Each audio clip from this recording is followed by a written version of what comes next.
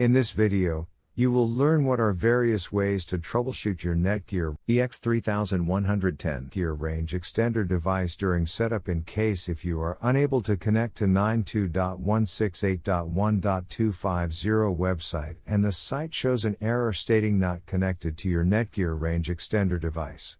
Or extender connected but no internet connection. Here are some tips. The first thing that you can do is try rebooting your Netgear Range Extender and your router. If this does not solve the problem, then try factory resetting your Netgear Range Extender. Third thing that you can do is try using a different web browser. Try clearing the history and cache of your browser. Make sure that you have an active internet connection. Make sure you are using the latest firmware update on your extender. Before heading ahead into the video, in case you are facing any issue with your Netgear Range Extender device, get in touch with our Netgear experts.